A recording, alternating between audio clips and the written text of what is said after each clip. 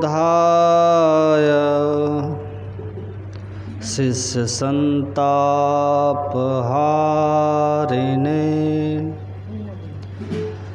सच्चिदानंद रूपाय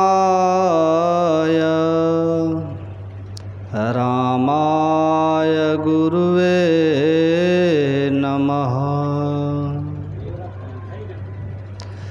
धन्य धन्य सद्गुरु सुखद महिमा कही न जाय। जो कुछ कहूँ तुम्हारी कृपा मोते कछु न बसाय।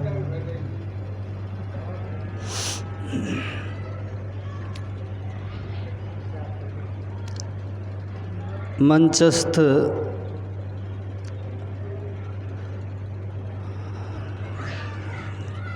सम्माननीय साधु समाज, साधक वृंद और इस स्थल पर उपस्थित समस्त सत्संग प्रेमी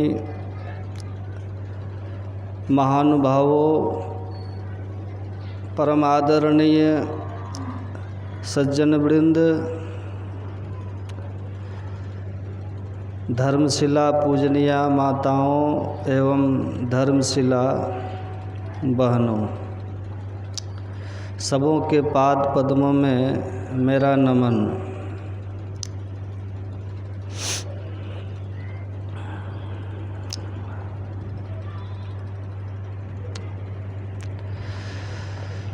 घने जंगल के बीच एक वनवासी परिवार रहता था।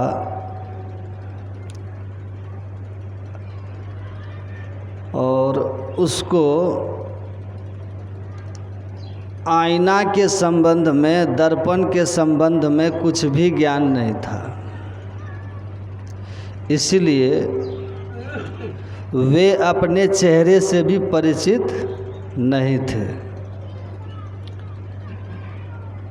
ध्यान से सुनिएगा और गप बिल्कुल नहीं कीजिएगा, नहीं तो बात समझ में नहीं आएगी। बात नहीं समझिएगा तो बेकार आना हुआ आपका। इसलिए शांत होके मुंह बंद रख के शांति से सुनिएगा, कोई गप सप नहीं कीजिएगा।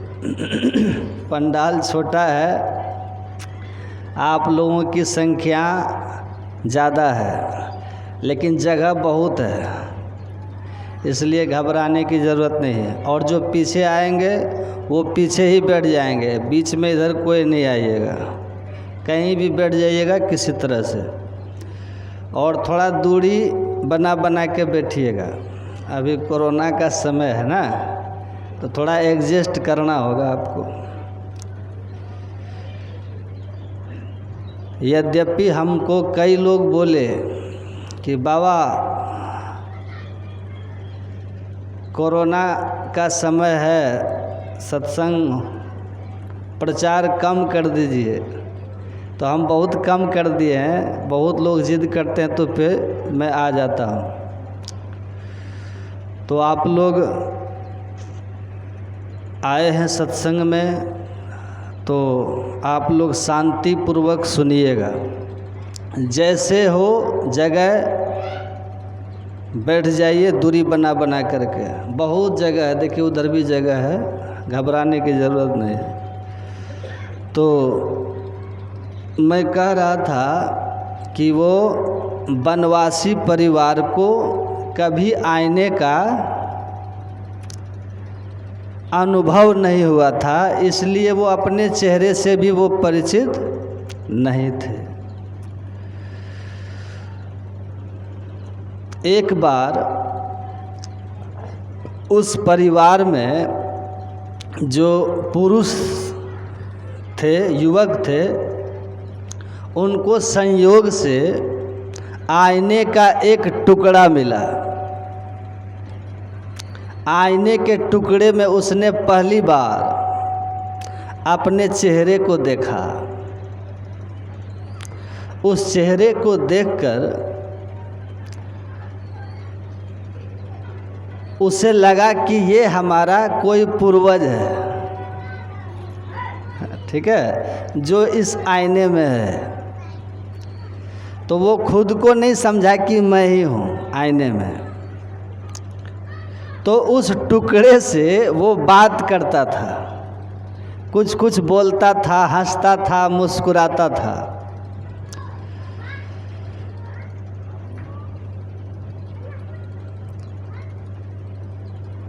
उसको छिपा के रखता था आईने को, आईने के टुकड़े को। एक दिन उसकी धर्म पत्नी देखी कि ये किसी से बात कर रहा है, हंस रहा है, मुस्कुरा रहा है, और जब वो बातें करे, हंसे, मुस्कुराए, तो पत्नी को अपनी पति के चाल चलन पर संदेह हुआ। तो पत्नी अपने सास से शिकायत की कि आपका बेटा बिगड़ गया है, इसका किसी न किसी पर नारी से कोई न कोई चक्कर है। वो बूढ़ी डांटती समझाती कि मेरा बेटा भला है, ऐसा नहीं है। एक दिन संयोग से वह जब बक्से में रख करके गया तो चाबी छूट गया, चाबी घर में रह गई। तो वो उसकी जो पत्नी थी उसने चाबी को निकाला, सुनिए, और चाबी निकाल करके ताला खोलकर बक्से से आईने का उस टुकड़े को वो निकाली जिससे वो बातें करता था उसके पति। और जब उस आईने के टुकड़े में उसने अपना चेहरा देखा तो उसको यकीन हो गया कि मेरा पति जिस स्त्री से बात करता है वो यही है, कन्फर्म। क्योंकि स्त्री का चेहरा था, युवती थी। वो तुरंत अपने सास को कहती है कि बुढ़ी, इतना दिन से इसके बेटे की शिकायत कर रहे थे तो अपने बेटे का चरित्र प्रमाण पत्र देती थी हमको कि हम बचपन से जानते हैं मेरा बेटा बड़ा भला है। आज तो रंगे हाथ पकड़ लिए कि किस स्त्री के साथ इसका संबंध है। देखो, इसमें वो औरत है जिससे तुम्हारा बेटा दिन रात एकांत में बात करता है, हंसता मुस्कुराता है। बूढ़ी बोली दिखाओ कहाँ है। बूढ़ी को दिया, बूढ़ी ने आईने को देखा और कहती है धत, मेरा बेटा ऐसा गया गुजरा नहीं है कि इतनी बुढ़िया के साथ उसका संबंध हो जाए। ऐसी गई गुजरी बूढ़ी ही मरने वाली है। ये तो हमारे उम्र की लगती है, अपनी माँ के उम्र की बुढ़िया से भला हमारा बेटा का संबंध हो। छी, तुम्हारी सोच ही गंदी है। वो बोलती है दिमाग खराब है। अरे ये बिल्कुल नौजवान है। बुढ़िया कहती है अरे हम भी देख रहे हैं, मेरी आँख नहीं फूटी, एकदम से बूढ़ी है। आ दोनों लड़ गई कि बूढ़ी है जवान है। तो आईना में अपने अपने चेहरे को देख करके अपने अपने सब विचार रख रहे थे, है ना, जिसमें वो स्वयं को ही देख रहे थे। यह जो संसार है जिसमें हम लोग हैं, ये माया रूपी ऐसा दर्पण है। संत कबीर साहब कहते हैं दर्पण में प्रतिबिंब जो भासे, आप चाहूं दिसी सोई। दर्पण में हम अपना ही चेहरा देखते हैं, लेकिन हम अपने आप से परिचित नहीं हैं। जैसे वे परिचित नहीं थे आपसे तो आपस में लड़ रहे थे, हम अपने आप से परिचित नहीं हैं। अपने आप का कहने का मतलब इस शरीर से नहीं है। हम कौन हैं? हम शरीर नहीं है। अभी आप सुन रहे थे, हम इस शरीर में रहने वाले हैं। कल के सत्संग में आपने सुना था कि हम ईश्वर अंश जीव अविनाशी, चेतन अमल सहज सुख राशि, आसो माया वश भयो गोसाई, बंध्यो कीर मरकट की नाई। हमारा हम जो हैं इस शरीर में रहने वाला चेतन आत्मा ईश्वर का अंश, स्वरूपता अविनाशी है। हमारी मृत्यु नहीं होती, हम मरते नहीं हैं। बंदा वीर बैरागी को जब औरंगजेब का पुत्र फर्रुखसियर गिरफ्तार कर लिया, लोहे के चिमटे को, समझ रहे हैं, लोहा का चिमटा, उसको गर्म करके और उसके शरीर के मांस को खींचता था। बंदा वीर बैरागी गुरु गोविंद सिंह के शिष्य थे, धर्म रक्षा के लिए लड़ रहे थे। बंदा वीर बैरागी का मांस खींचा जा रहा था ताकि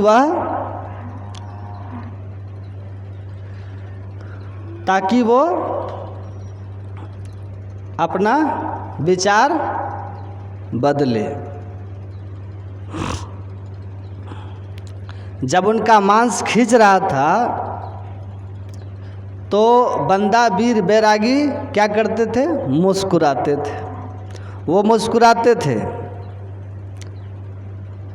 तो फर्रुखसियर ने कहा कि हम तुम्हारा मांस खींच रहे हैं तप्त लाल चिमटे से और तुम मुस्कुरा रहे हो। हम तुम्हारा मांस खींच रहे हैं, तुमको कष्ट नहीं हो रहा? तो बंदा वीर बैरागी कहते हैं, सुनो, तुम मेरा मांस नहीं, मेरे शरीर का मांस खींच रहे हो।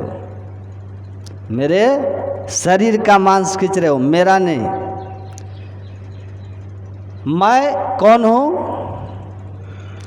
वो मुझे ज्ञात है। मेरे देश में भगवान कृष्ण हुए, उनका उपदेश गीता में है, जिसमें वो कहते हैं कि तुम शरीर नहीं हो, शरीर में रहने वाला ममय वांग से जीव लोके जीव भूतः सनातन।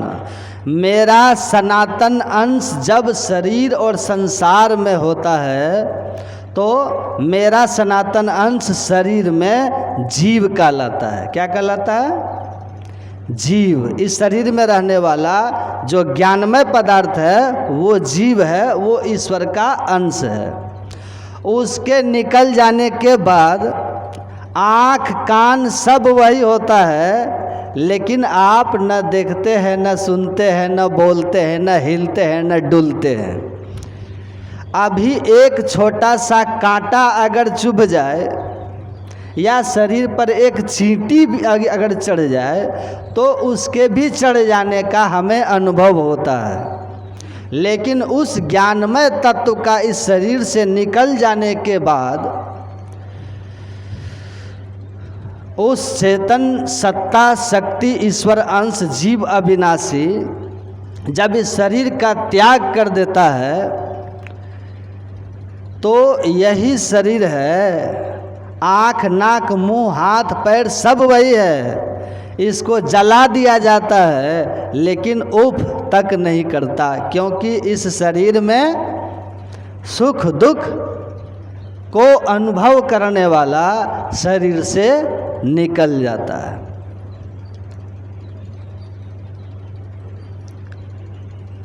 वह इस शरीर में किस तरह से रहता है? भागवत महापुराण में सुखदेव जी महाराज ने परीक्षित को समझाते हुए कहा, यथा नलो दारुषु भिन्न ईयते यथा नीलः देहगत पृथक स्थितः यथा नभः सर्वगतः न सज्जते तथा कुमान सर्वगुणाश्रय परः। लकड़ी में आग होती है, लेकिन आप लकड़ी को पकड़ेंगे तो अग्नि आपको जलाएगी नहीं। कब जलाती है लकड़ी? जब उसके अंदर की अग्नि प्रकट हो जाती है। अग्नि लकड़ी में छिपी हुई है, लेकिन उसको प्रकट करना पड़ता है। जब वो प्रकट हो जाती है अग्नि, तब वो जला पाती है। जब तक छिपी हुई होती है उस लकड़ी को आप छूइए, उसके अंदर की अग्नि आपको नहीं जलाएगी। देह में उसी तरह चेतन आत्मा गुप्त रूप में रहती है। दूसरा उदाहरण देते हैं, यथा अनिलो देहगत पृथक स्थितः। आप श्वास लेते हैं, आपके अंदर हवा प्रवेश करती है। हवा और शरीर दोनों अलग है, इसको समझने में कोई झंझट नहीं है। जो श्वास से आप हवा लिए वो हवा शरीर के अंदर गई, वो हवा और शरीर दोनों अलग अलग हैं, लेकिन वो हवा शरीर में है। यथा नवः सर्वगतः न सज्जते, जैसे आकाश सब जगह, घर के अंदर भी घर के बाहर भी। ये पर्दा नहीं था तो आकाश तब भी था, पर्दा बन गया तो पर्दे के अंदर भी आकाश मतलब खाली स्थान, और पर्दे के बाहर भी खाली स्थान। तो ये आकाश सब जगह रहता है, लेकिन किसी से लिप्त नहीं होता। उसी तरह तथा पुमान सर्वगुणाश्रय परः, उसी तरह पुमान मतलब पुरुष, पुरुष मतलब जीव, ईश्वर अंश जीव अविनाशी, प्रत्येक 3 गुण वाले शरीर में है। उत्पन्न होना रजोगुण, इस संसार में कुछ काल तक बने रहना ये सतोगुण, और फिर मृत्यु को प्राप्त होकर के 5 तत्व का बना शरीर का 5 तत्व में मिल जाना ये तमोगुण। 3 गुण के आश्रय वाले इस शरीर में वह ज्ञानमय सत्ता चेतन आत्मा रहते हुए भी इस शरीर से पृथक होता है, और उसी के रहने से इस शरीर में ज्ञान है, चेतना है, बोलता है, सुनता है, चलता फिरता सब कर्म करता है। तो बंदा वीर बैरागी फर्रुखसियर से कहते हैं कि तुम मुझको नहीं, मेरे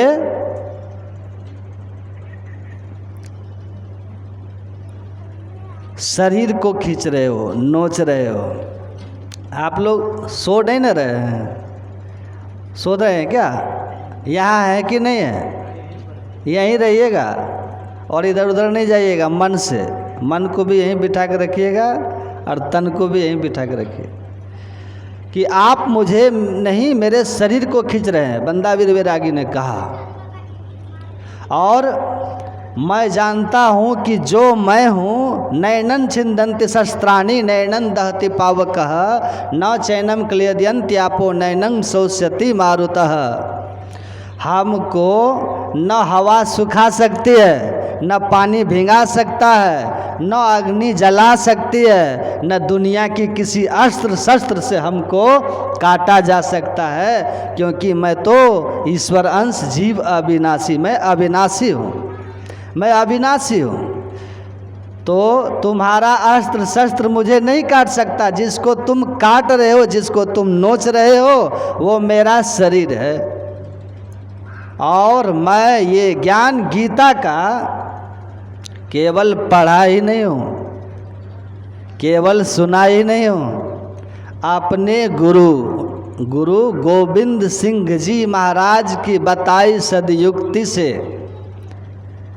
मैंने साधन करके अपने इस अविनाशी स्वरूप को पहचान लिया हूँ। जड़ और चेतन की ग्रंथि को खोल लिया है, शरीर से मैं अपने को पृथक कर लिया हूँ, इसलिए शरीर को नोचने से मुझे कोई फर्क नहीं पड़ता है, कोई फर्क नहीं पड़ता। मुस्कुरा रहे थे। तो यह शरीर जो आत्म तत्व है ना, उसी का प्रकाश सर्वत्र है।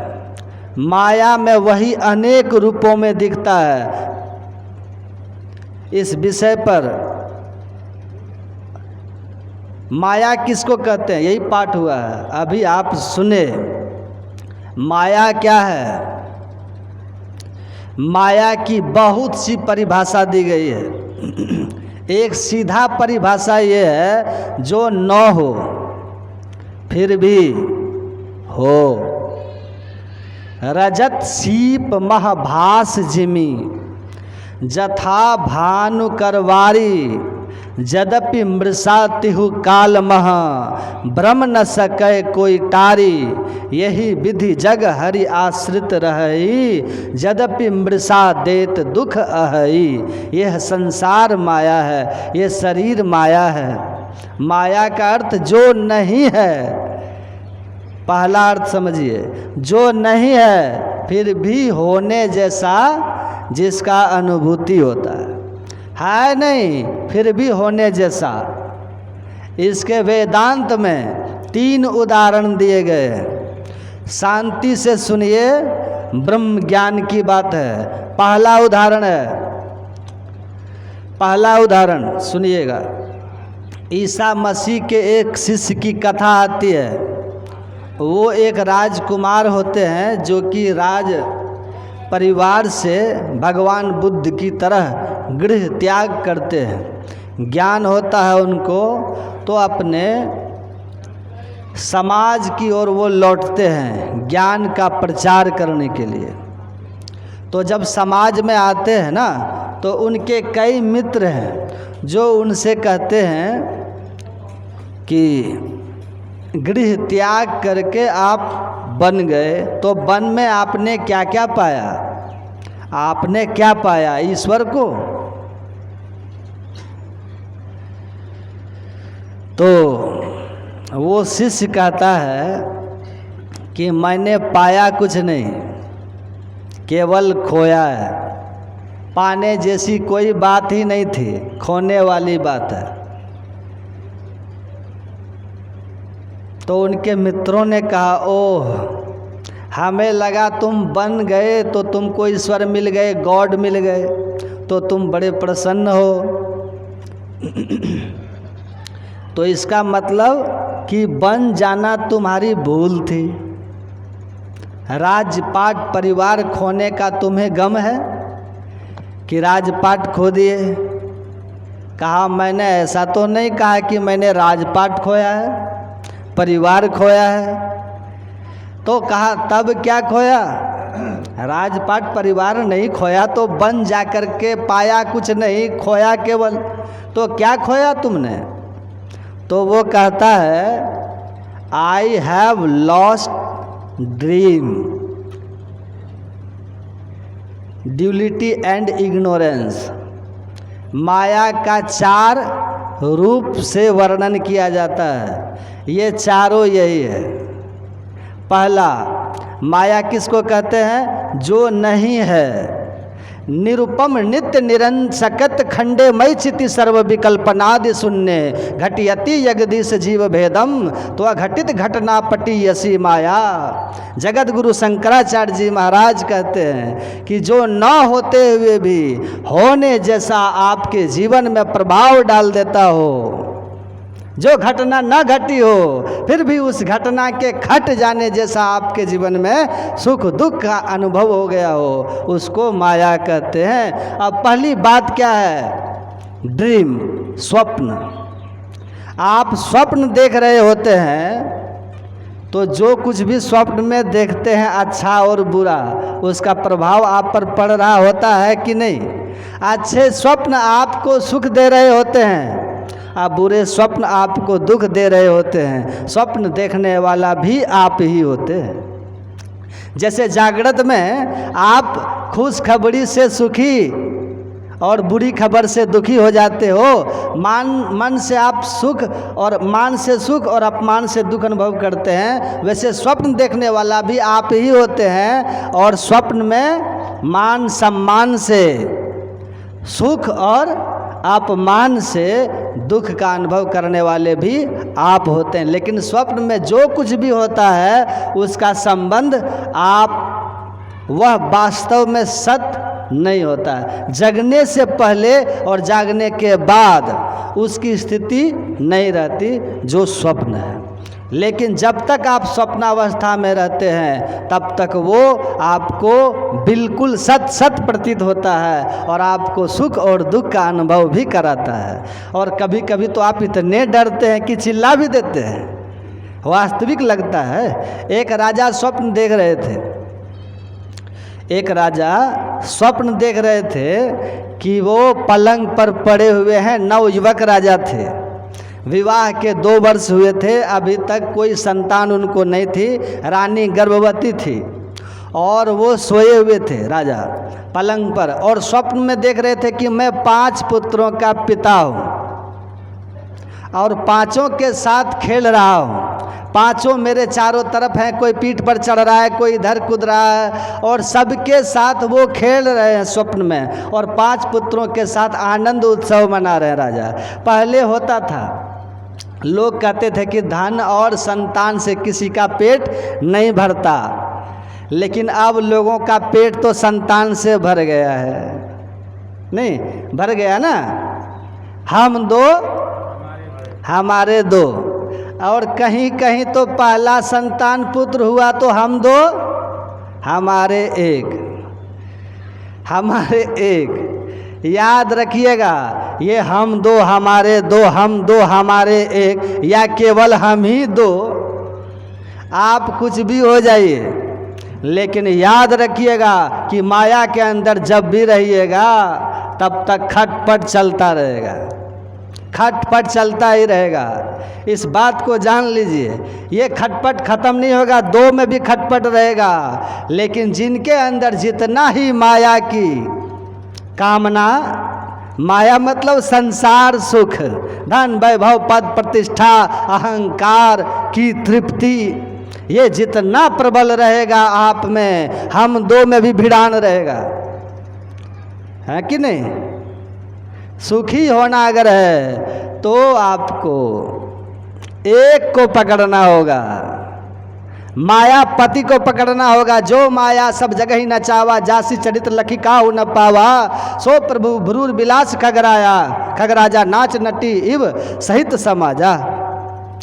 काग भुसुंडी जी महाराज कहते जो माया संपूर्ण संसार को नचा रही है, किसको किसको नचा रही है, कहते हैं सबको।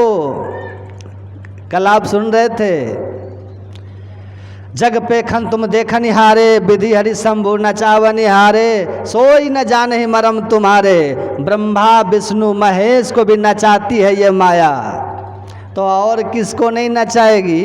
पुराणों को पढ़िएगा ना तो देखिएगा किस तरह ब्रह्मा नाचे हैं माया में, किस तरह माया ने भगवान शंकर को नचा दिया और किस तरह भगवान विष्णु को नचा दिया।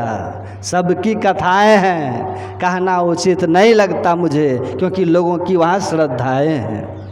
लेकिन ये है कि माया की प्रबल सेना व्यापी रहो संसार में, माया कटक प्रचंड, सेनापति कामादि भट्ट दंभ कपट पाखंड, ये काम क्रोध लोभ मोह मद मात्सर्य किसको नहीं नचाया है।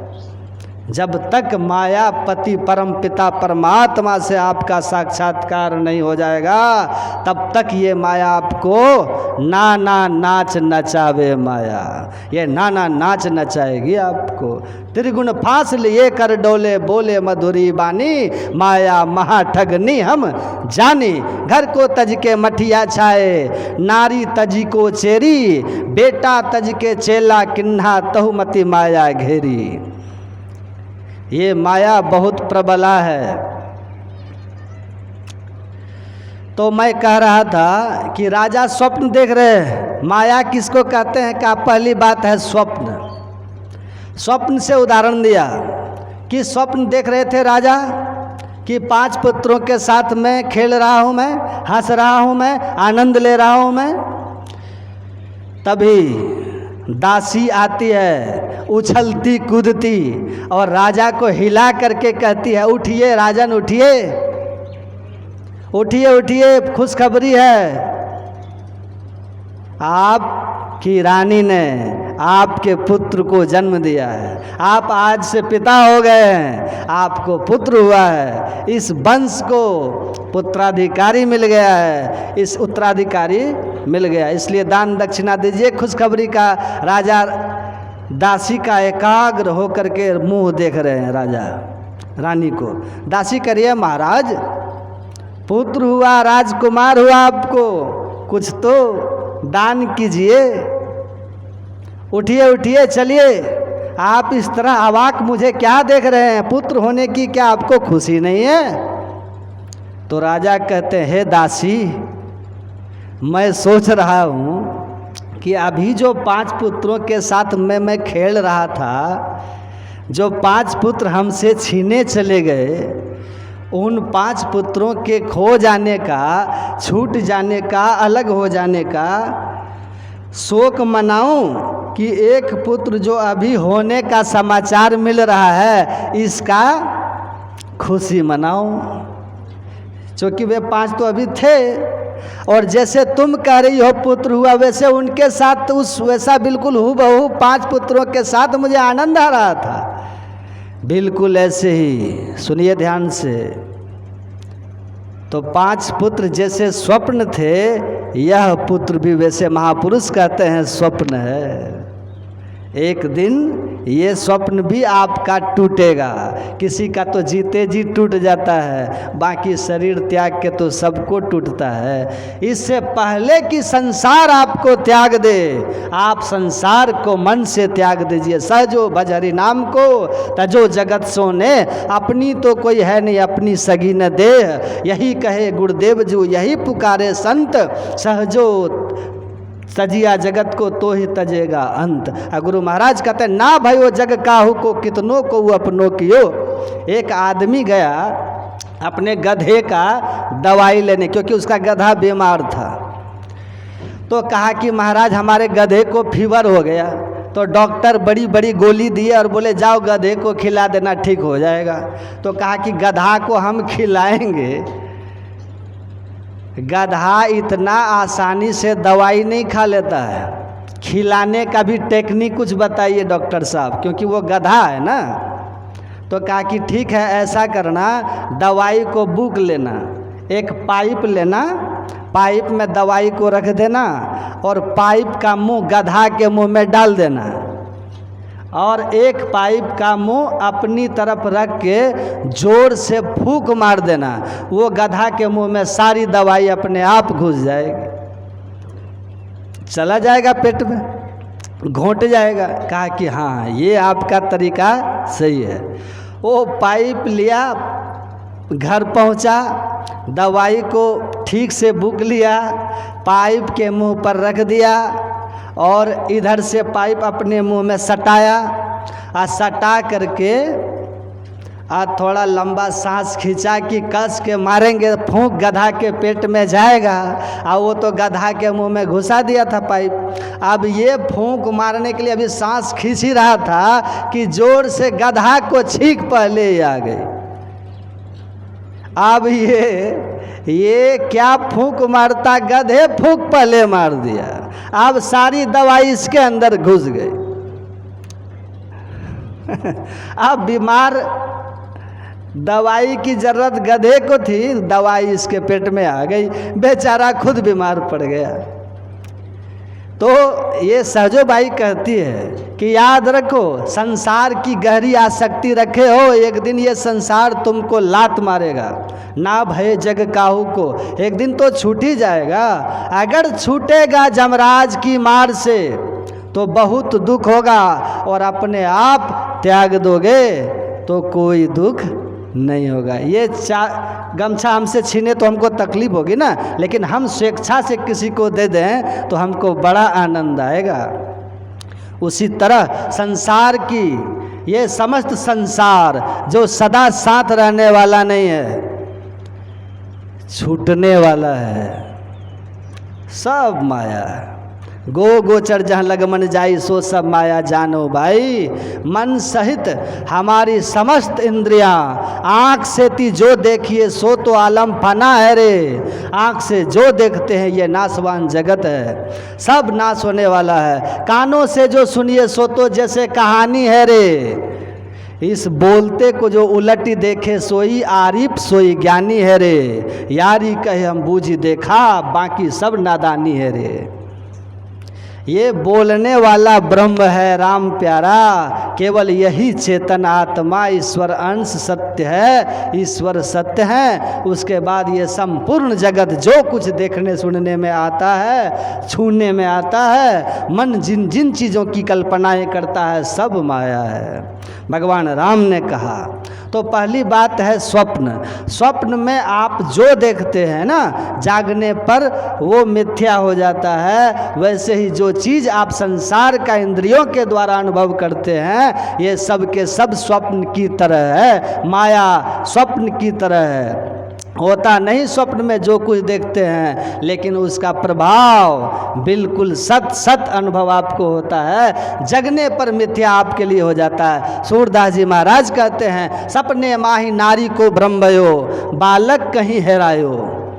सोई हुई स्त्री गोद में बच्चा, स्वप्न देख रही है कि मेरा बच्चा मेले में मैं गई और खो गया।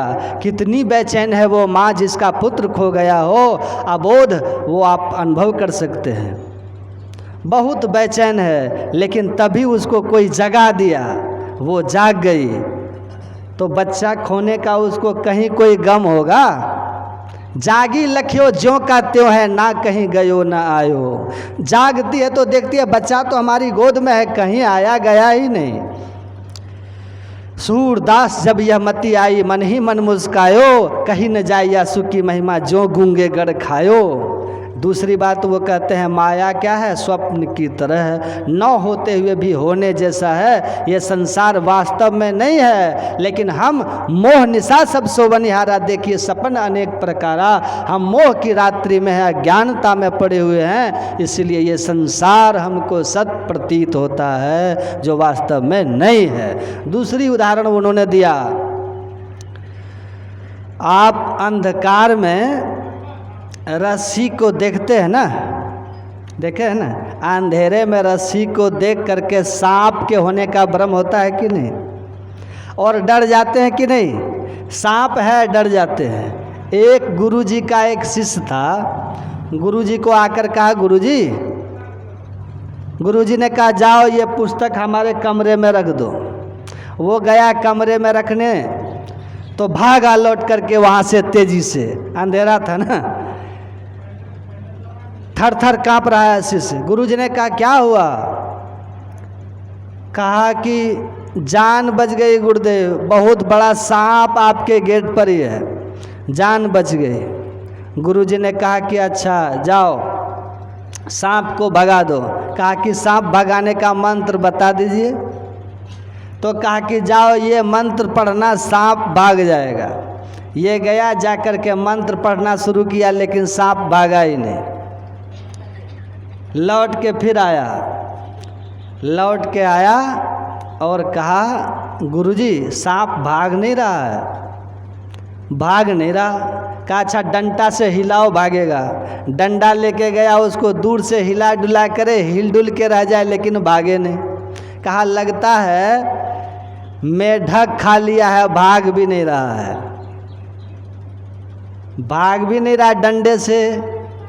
कहा मारना मत, हिलाए डुलाए भागे नहीं।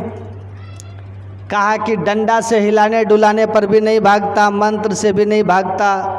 गुरुजी ने कहा कि लो एक टॉर्च, देख के आओ कौन सा सांप है, उस सांप के हिसाब से हम मंत्र बताएंगे, तब वो भागेगा। टॉर्च लेके गया और टॉर्च जलाया, उधर से हंसते हुए आया।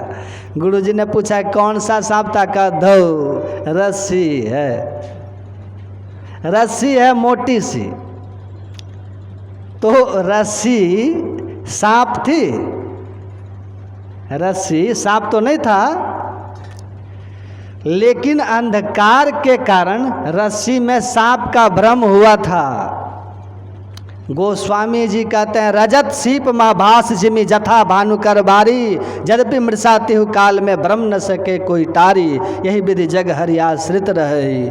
परमात्मा में परमात्मा की माया के कारण ये संसार दृष्टिगोचर होता है, वास्तव में संसार है नहीं। केवल माया के अज्ञानता के कारण, माया के आवरण में रहने के कारण हमें संसार होने का बोध होता है। ब्रह्म सत्यम जगत मिथ्या, केवल परमात्मा सत्य है, जगत मिथ्या है, असत है, स्वप्न है, भ्रम है। भ्रम है रस्सी में सांप, तीनों काल में रस्सी न कभी सांप था, न सांप है, न सांप होगा। लेकिन